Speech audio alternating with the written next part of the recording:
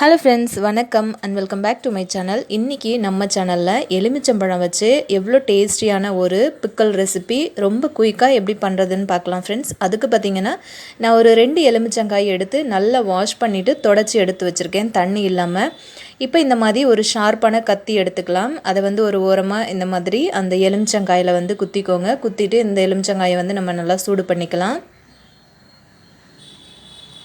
நம்ம வந்து கத்தியில குத்தும்போது அந்த சாறு வந்து லேசா வெளியே வரும் பார்த்தீங்களா, அதனால அது வந்து பார்த்தீங்கன்னா கொஞ்சம் இதுவாகிற மாதிரி இருக்குது.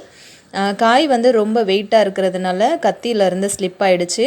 உங்களுக்கு வந்து இந்த மாதிரி பண்ணுறதுக்கு வரல அப்படின்னா நீங்கள் வந்து ஒரு கடாயை சூடு பண்ணிவிட்டு அதில் ஒரு 2 நிமிஷத்துக்கு எலுமிச்சங்காயை போட்டு நீங்கள் நல்லா திருப்பி திருப்பி விட்டிங்க அப்படின்னா நம்ம நெருப்பில் எப்படி சுடுறோமோ அதே மாதிரி உங்களுக்கு கிடைக்கும். இந்த மாதிரி ஒரு இடுக்கி யூஸ் பண்ணி நல்லா 2 எலுமிச்சங்காயும் நான் வந்து சுட்டு எடுத்துக்கிட்டேன். எடுத்ததுக்கப்புறம் வந்து பார்த்திங்க அப்படின்னா இது நல்லா ஆறட்டும். ஆறுனதுக்கப்புறமா குட்டி குட்டி பீசஸாக வந்து கட் பண்ணி எடுத்துக்கலாம். எந்த அளவுக்கு சின்ன சின்ன பீசஸாக கட் பண்ண முடியுமோ அந்த அளவுக்கு வந்து கட் பண்ணி எடுத்துக்கோங்க. கட் பண்ணிவிட்டு அதோட சீட்ஸ் எல்லாமே வந்து நம்ம தனியாக எடுத்துக்கலாம். இந்த சீட்ஸ் வந்து நமக்கு தேவைப்படாது. இப்போ பாருங்கள் நம்ம சுட்ட எலுமிச்சம்பழம் வந்து எவ்வளோ குழைவாக ரொம்ப சூப்பராக வந்திருக்கு அப்படின்ட்டு. இந்த மாதிரி எலுமிச்சங்காய் வந்து நம்ம சுட்டு செய்கிறதுனால ரொம்ப டேஸ்டியாக இருக்கும். இதுக்கு வந்து நம்ம சேர்க்க போகக்கூடிய பொருள் என்ன அப்படின்னு பார்த்திங்கன்னா எல்லாமே 1/2 ஸ்பூன் அளவுக்கு எடுத்திருக்கேன். சின்ன சீரகம், வெந்தயம், அரிசி, எள்ளு சேர்த்துருக்கேன். இது எல்லாத்தையும் சேர்த்து அரைச்ச பொடி தான், அதாவது வறுத்து அரைச்சி எடுத்து வச்சுருக்கிற பொடி தான் இந்த பொடி.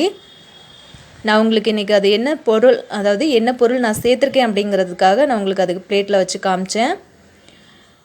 இந்த பொடி வந்து நீங்கள் ரெடி பண்ணி வச்சுக்கிட்டிங்கன்னா ஊறுகாய்க்கெல்லாம் ரொம்ப சூப்பராக இருக்கும். இப்போ வந்து நல்லெண்ணெய் நான் சேர்த்துருக்கேன்.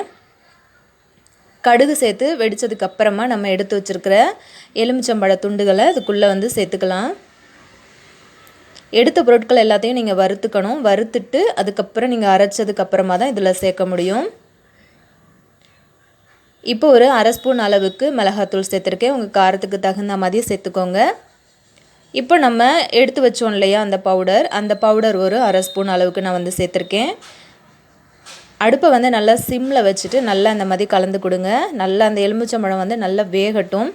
இப்போ தேவையான அளவுக்கு உப்பு சேர்த்துக்கலாம். கண்டிப்பாக நீங்கள் நல்லெண்ணெய் சேர்த்து செஞ்சீங்க அப்படின்னா டேஸ்ட்டு ரொம்ப சூப்பராக இருக்கும்.